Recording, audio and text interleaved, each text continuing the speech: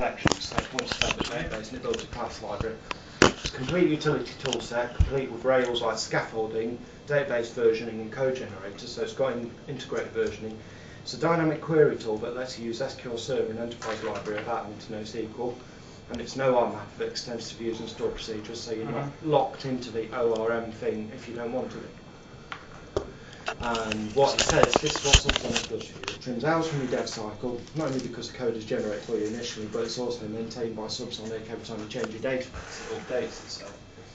It gives you an option to be full ORM or to use stored procedures, so you can make the choice. Helps your application build itself because the scaffolding automatically creates classes based on your database schema. And it's a solid foundation from which to extend. There's a start site that comes with it. It's got full SPNet membership, Ajax, full 3-column elastic XHTML theme, so you can really see how it starts up. And you get your project from idea to prototype in a fraction of the time, and that's the strength of it. And it's free. Yeah. So I mean, there's a webcast. I've sent it around a few times. I've sent it to Mark yesterday, and he's watched it.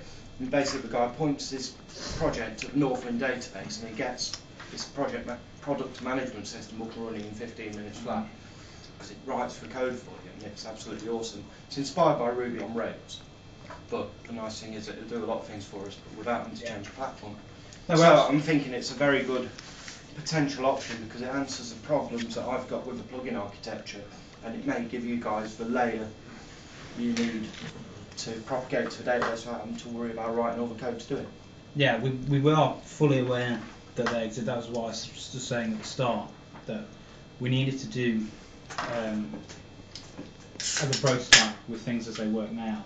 Yeah. And then we were keen to do some alternative prototypes which would show how easier it could be if we're using something like that. A lot of the stuff we were happy with.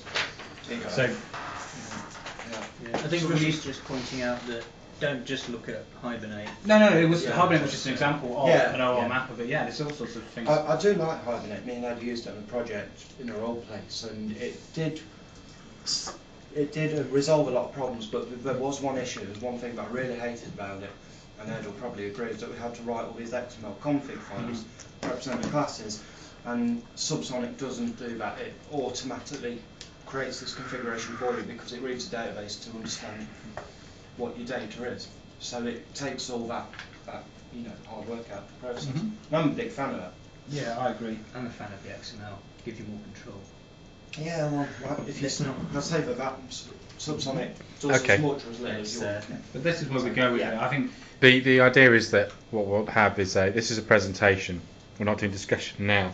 Okay. We'll be corralling people's thoughts the top of next week in another meeting. I just want to show you, we definitely have to. One of the first documents we looked at that Ed sent on to me was it 25 reasons not to write your own OR map? Because that's essentially what you find yourself doing when you run this. But we've got to also think of the bigger picture of like, how do we get it in piecemeal and do things like this. So we're not saying this is the absolute what we'll do. No, absolutely. So things like that are great, and if they can answer all the problems we've got, that's certainly something we would look at doing. And you wouldn't, hopefully, if we write the prototype and these objects properly, integrating it won't be too hard either. You should be just sliding one bit out and putting another bit in, because the objects still have to do the same work. So yeah, that's good. Just food for thought. It is.